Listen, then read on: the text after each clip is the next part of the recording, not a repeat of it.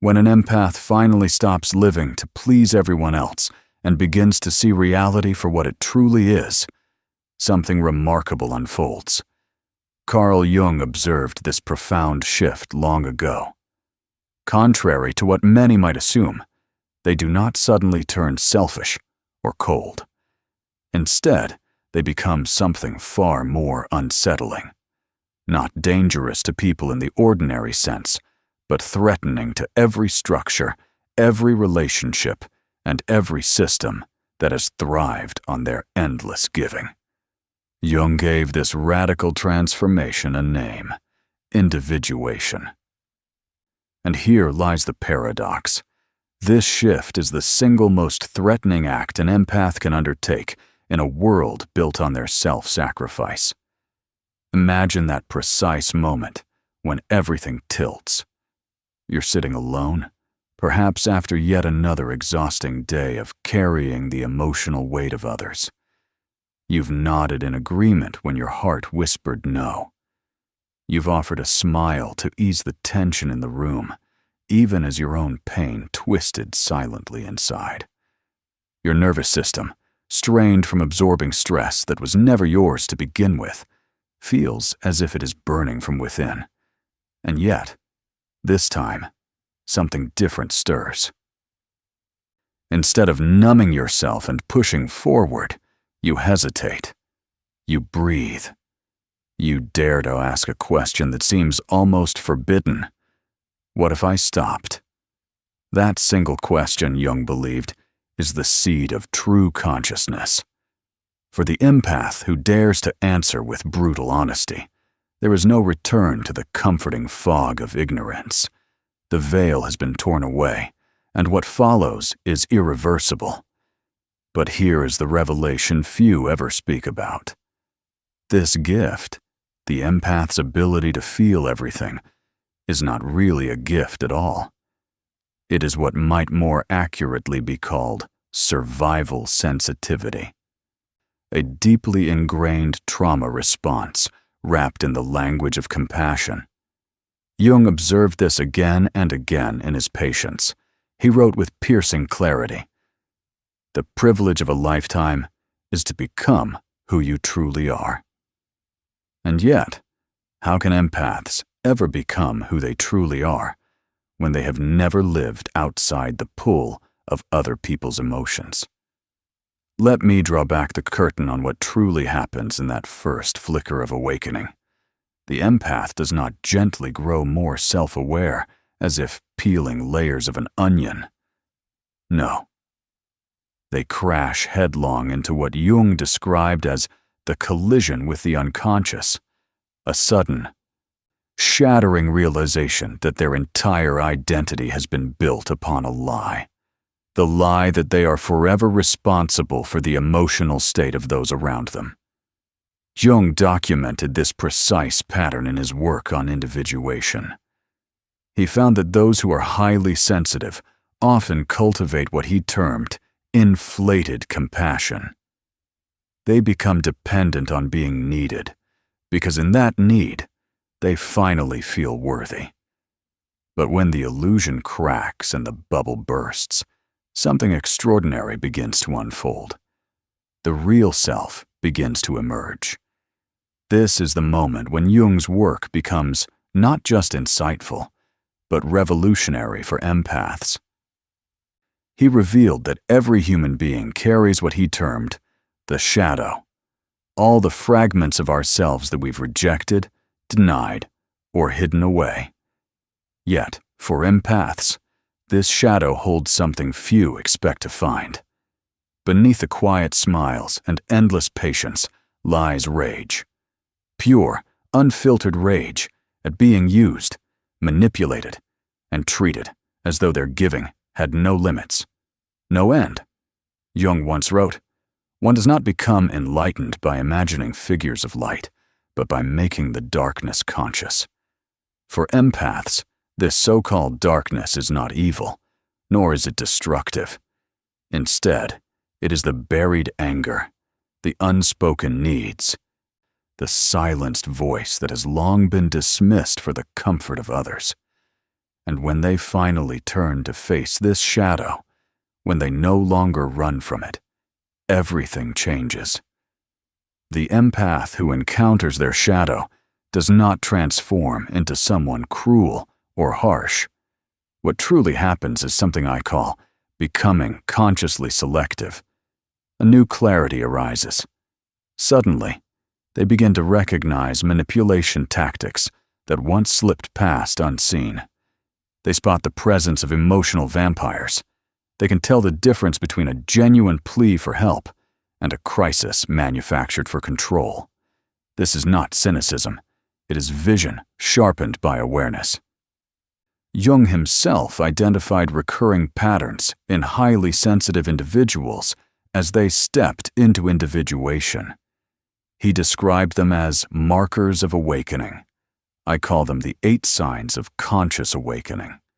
If you notice these in yourself, you are experiencing what Jung referred to as the birth of psychological sovereignty. Sign 1. The energy shift. The first sign reveals itself through what I call the energy reversal. Where once your life force flowed outward in constant streams toward others, it now begins to turn back and pool within you. Jung observed this transition repeatedly in his practice. When people stop unconsciously pouring themselves into everyone else's needs, they suddenly discover reservoirs of energy for themselves. Imagine walking away from a social gathering without the familiar exhaustion. Imagine no longer feeling every sour mood enter your body as if it were your own. Most importantly, imagine drawing a boundary without drowning in guilt. Jung captured this shift with precision. Your vision becomes clear when you look into your heart. Who looks outside dreams. Who looks inside awakens. And here's the most remarkable part. Often it is others who notice the transformation first. They sense you are no longer available to be their endless emotional dumping ground. Some will respect it. Others, unsettled by the change, may attempt to guilt you back into your old, compliant role. Sign 2. The mask falls away. Jung described this as the death of the persona, the carefully crafted mask we wear to fit into society. For empaths, that mask is almost always the agreeable one, the nice one, the reliable helper, the person who never dares to say no. But as individuation deepens, that mask grows heavier, impossible to maintain. You begin to speak your real thoughts instead of parroting what others want to hear. You express your own preferences rather than constantly deferring to those around you. You admit when you are exhausted rather than pretending to carry boundless energy. This shift unsettles those who benefited from your silence and self-erasure. Jung cautioned that this phase can be deeply unsettling. The most terrifying thing is to accept oneself completely. Yet for the empath who is awakening, the need for self-acceptance outweighs the hunger for social approval. And from this point forward, the journey takes a turn that few anticipate. Sign 3. The projection returns. This is the stage where Jung's understanding becomes absolutely crucial. He discovered that human beings often project their own hidden qualities onto others, seeing in them what actually resides within themselves. For empaths, this tendency runs deep. They project their own sensitivity, their depth, and their rare capacity for genuine care onto people who, in reality, may not carry these traits at all. Yet during individuation, something different takes place, what I call the projection recall. This is the moment you stop living in the haze of potential and begin to see reality as it is. You stop clinging to the belief that someone's harmful behavior must have a misunderstood softness beneath it. You stop weaving excuses for actions that are, in truth, inexcusable. Jung wrote with clarity, "Everything that irritates us about others can lead us to an understanding of ourselves." For the awakening empath, this rings true, realizing they were irritated by selfishness, not because it was foreign, but because they had denied their own healthy form of selfishness for far too long. Sign 4. Boundaries become sacred. Jung observed that individuals who reach psychological maturity often form what he described as a personal relationship with the unconscious. For empaths, this shift is life-changing. It means that, perhaps for the first time, they begin to listen more carefully to their inner signals than to the endless demands around them. They start saying no with clarity, no longer wrapped in elaborate justifications. They begin to feel, perhaps shockingly, that they do not have to carry guilt simply for existing with needs. And here's the deeper truth. Those who become angry at your boundaries were always benefiting from your lack of them. Recognizing this marks a turning point. This is not selfishness, but what Jung called individual integrity. The awakening empath discovers something I call sacred selfishness, the profound realization that caring for oneself is not only acceptable, it is essential for building any relationship that is truly authentic. Sign 5. The guilt disappears. This may be the most astonishing sign of all, especially for empaths who have lived under the crushing weight of guilt for years. Guilt for needing rest, guilt for taking space, guilt for disappointing others, even slightly. But as individuation unfolds, this guilt begins to dissolve like mist in the morning sun. Jung called this stage the integration of the shadow. When you no longer reject parts of yourself, you no longer feel guilty for simply being human. Suddenly, you see guilt for what it often was, a reflex born from manipulation tactics used by others. When someone looks at you with disappointment and says, "You've changed," you don't rush to smooth it over. Instead, you think, "Yes, I have changed." And that was the entire point. Jung once wrote, "The individual has always been unconscious of himself and has remained so. But now, the awakening empath becomes conscious, fully aware of their own worth, independent of anyone else's approval." Sign 6. Authenticity over approval. Jung's individuation process ultimately points toward what he described as self-actualization, living from the authentic core of who you are, instead of performing to meet external expectations. For empaths, this shift is unmistakable. It means choosing authenticity over approval, even if the cost is losing certain relationships along the way. You stop performing emotions you don't feel. You stop pretending to agree when every fiber of your being says otherwise. You stop forcing laughter at jokes that carry no joy just to make the room more comfortable. And in that moment, your presence changes. Authenticity becomes magnetic to some people, drawing them closer with respect. To others, it becomes unsettling, even threatening, because you are no longer playing the role they relied on. Comment if people started treating you differently when you found your backbone. They sense the change before I even announce it. The awakening empath begins to embody what I call authentic magnetism. When you stop bending yourself into shapes just to be liked by everyone, something striking happens.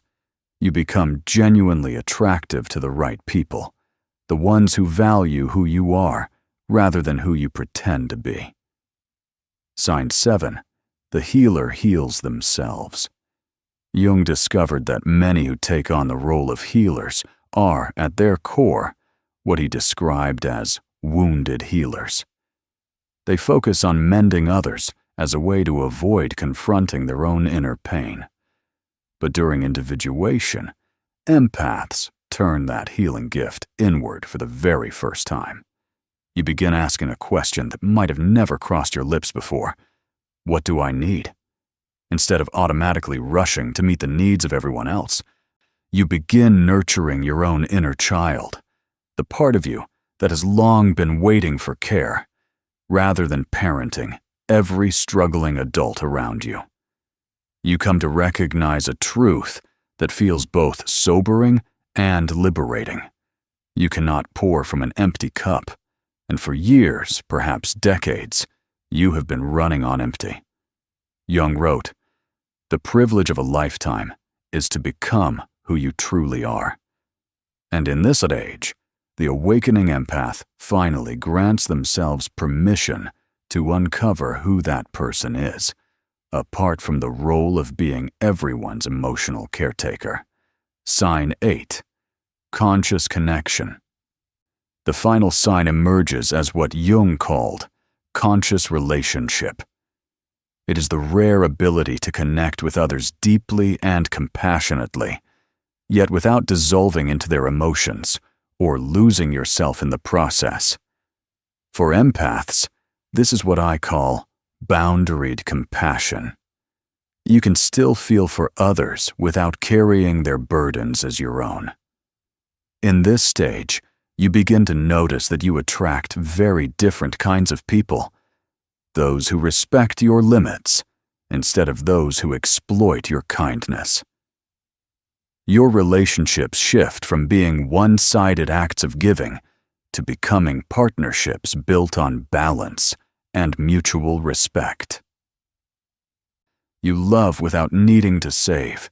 You care without collapsing. And if you've reached the point where you can read people's intentions clearly, but no longer crave their approval, you may find yourself saying, "I see you, but I don't need you."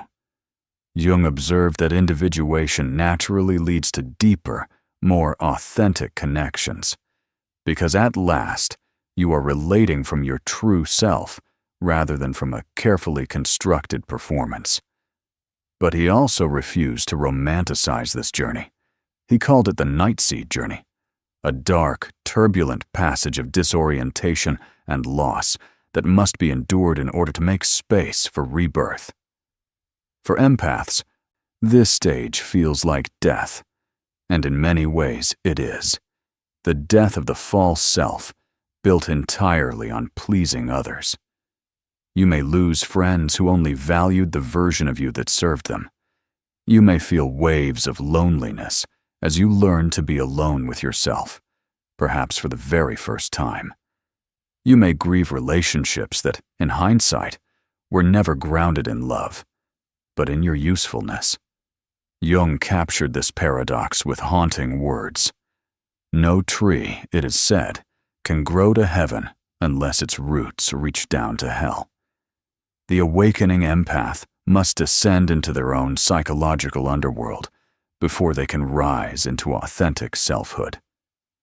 Jung was one of the first psychologists to recognize the undeniable connection between mind and body. For empaths, years of absorbing and internalizing the emotions of others often lead to what I call energetic toxicity. This hidden burden can manifest as chronic fatigue, relentless anxiety, digestive struggles, or even autoimmune conditions. But when empaths stop people-pleasing, when they finally reclaim their energy, something remarkable happens. The body itself begins to heal. The nervous system finally begins to relax. For the first time in years, your body can exhale. Sleep improves, no longer interrupted by the invisible weight of emotions that were never yours to carry. Chronic pain, once constant and mysterious, often begins to soften and diminish. Jung understood with profound clarity that psychological healing and physical healing are inseparable twins. Your body was never designed to process the emotional waste of the world. And when you stop serving as the planet's emotional landfill, something extraordinary happens. Your health, piece by piece, begins to restore itself. Jung also observed that individuation always reshapes relationships. Some deepen in richness and honesty, while others inevitably fall away. For empaths, this sorting process can feel like heartbreak, yet it is also an essential cleansing. What I call the great relationship purge separates the genuine from the exploitative. Those who truly love you will not only adapt to your boundaries, but will celebrate your growth. Those who resist your transformation were most likely benefiting from your self-neglect all along. Jung referred to this as the crucial differentiation between genuine love and neurotic attachment. And it is here that many awakenings turn bittersweet. You discover that countless relationships were built on an unspoken contract. You provide endless emotional support, and in return, they offer you only conditional acceptance. When you break this silent agreement by finally claiming your own life, some will leave. Let them go.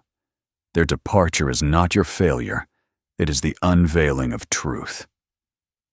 Here's what Jung discovered that changes everything.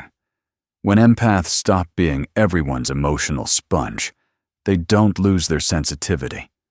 Far from it. They evolve into what I call conscious sensitivity. They can still feel deeply, but now they possess the discernment to choose what to absorb and what to release. And that changes everything. This conscious sensitivity becomes nothing short of a superpower. You can read the unspoken dynamics in a room with precision, yet remain unshaken. You can help others from a place of strength, not depletion. You can love with extraordinary depth, but no longer at the expense of yourself. Jung described this higher state as differentiated consciousness, the rare ability to remain centered within yourself while fully connecting with others. The awakening empath in this stage become what Jung called a conscious individual, someone who moves through the world with sensitivity intact, but with boundaries strong and unshakable.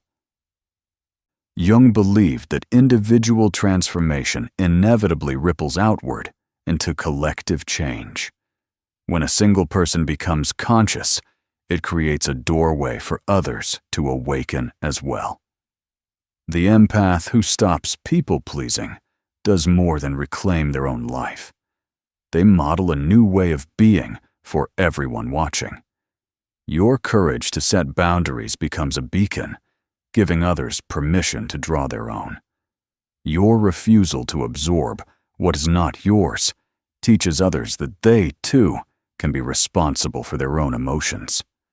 Your authentic self-expression shows those around you that they do not need to perform in order to deserve love. Jung once wrote, "The meeting of two personalities is like the contact of two chemical substances. If there is any reaction, both are transformed." But such transformation can only occur when at least one person shows up in full authenticity. Building on this, Jung identified specific principles that guide those who reach individuation. These principles, woven into daily life, are what I call the conscious empath's code. 5 principles that maintain psychological sovereignty while still remaining deeply connected to others.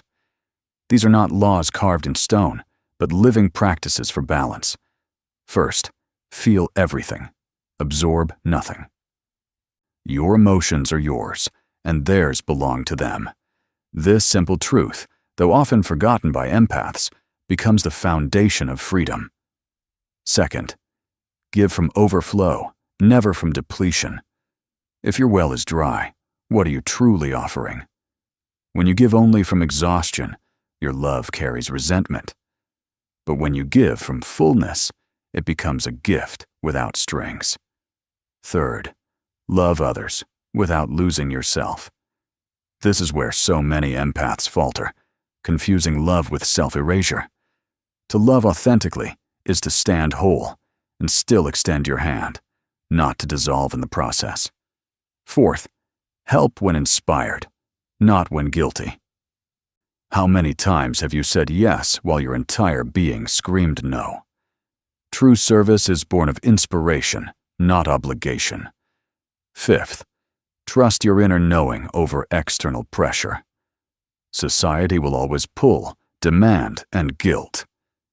But within you is a compass that never lies. These are not rigid rules, but guiding lights for maintaining what Jung called authentic being in a world built to profit from unconscious self-neglect. Jung understood that society is quick to label individual consciousness as selfish precisely because unconscious people benefit from the sacrifices of others.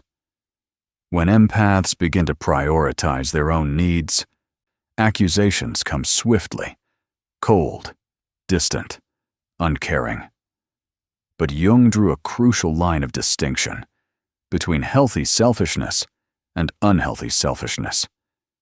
Healthy selfishness means taking responsibility for your own happiness instead of handing that power to others. It means building boundaries, not walls. It means practicing self-care rather than committing quiet self-abandonment. The awakening empath realizes, often with shock, that caring for themselves is not an act of selfishness at all. It is an act of survival, of necessity. After all, you cannot pour from an empty cup. And for most empaths, that cup has been empty for years. Jung's vision of individuation also included what he called the inner marriage, the union of masculine and feminine psychological principles within one person. For empaths, this means learning to balance natural receptivity with healthy assertiveness. It is the capacity to receive as well as to give. It is the courage to say no with the same grace as saying yes. It is the integration of a nurturing spirit with a desire for independence. Jung named this psychological wholeness, and in this wholeness, you no longer need another person to complete you because you have learned to complete yourself.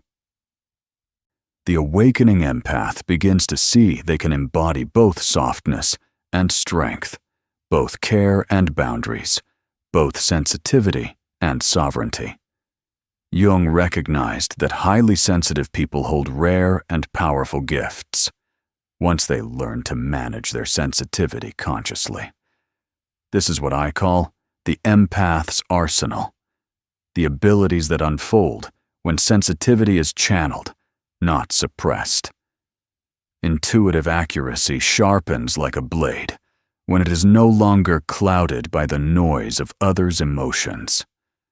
Creative expression flows with power when energy is no longer siphoned away by emotional vampires. Deep and meaningful relationships form naturally when you attract people who honor your authenticity instead of exploiting your kindness. Jung once wrote, "Your vision becomes clear when you look into your heart." And indeed, the conscious empath develops a vision that slices through pretense to reveal truth. Yet Jung also warned that individuation often includes a period of profound loneliness as you step away from unconscious group dynamics and begin to walk your own path. For empaths, this loneliness can be intense, almost overwhelming at times. You've spent your whole life surrounded by people who needed you, whose emotions filled every corner of your inner space, and now you are suddenly learning what it means to be alone. Yet Jung drew a vital distinction here between loneliness and solitude. Loneliness carries the sting of disconnection from others, while solitude holds the quiet joy of connection with yourself. The awakening empath begins, often hesitantly at first, to enjoy their own company in ways they never thought possible. In solitude, you can finally hear your own thoughts, without the endless noise of other people's emotions pressing in. You start to notice your own preferences, your genuine likes and dislikes. Free from the pressure of others' expectations, it feels like meeting yourself, perhaps truly for the very first time. And Jung's process of individuation doesn't end with withdrawal from the world. It is not about permanent retreat. Rather, it leads toward conscious re-engagement. The awakening empath steps back into relationships and into community, but this time from a place of freedom and choice rather than compulsion or fear. You help others when it feels authentic, not when guilt whispers in your ear. You join social spaces when you want genuine connection, not when you're afraid of rejection. You give your gifts to the world from abundance, not from the desperate hunger to be needed. Jung named this conscious participation, engaging with life as your true self, no longer wearing the heavy mask of the performing self. He also understood that psychological development is never a straight line. It does not move neatly from point A to point B, but unfolds in repeating rhythms, in cycles. The awakening empath will continue to face challenges, moments when boundaries are tested, when doubts return, when old patterns try to pull you back. Yet each cycle deepens your awareness. Each challenge strengthens your resolve. Each boundary you defend makes the next one easier to hold. Jung described this as spiral development, returning to similar themes again and again, but at deeper levels of consciousness each time. The key is recognizing these spirals as progress, not failure. They are the rhythm of growth itself. Jung also believed that individuation carries with it a natural sense of responsibility. When you begin to heal yourself, you feel the call to help others heal. But for the conscious empath, this mission looks entirely different from the old patterns of people-pleasing. Instead of rushing to rescue, you model healthy boundaries. Instead of absorbing the pain of others, you hold space so they may process it themselves. Instead of fixing their problems, you trust their strength and their ability to find their own solutions. This is what Jung called authentic service, helping from a place of wholeness rather than woundedness. In this way, you become a lighthouse, standing strong and steady, providing light for those who are ready to see, but never chasing after ships lost in the dark. Jung's ultimate aim was always the realization of what he called the self, not the fragile ego, not the mask of the persona, but the integrated totality of who you are. For empaths, arriving at this state of integration means embracing every aspect of themselves, the sensitive and the strong, the caring and the fierce, the giver and the receiver. You no longer apologize for feeling deeply, nor do you shrink back from the intensity of your emotions. Instead, you allow them to move through you as a natural part of who you are. You don't suppress your intuitive gifts, those subtle perceptions that once made you doubt yourself. You embrace your complexity rather than forcing yourself to fit into simple, narrow categories that were never meant to hold you.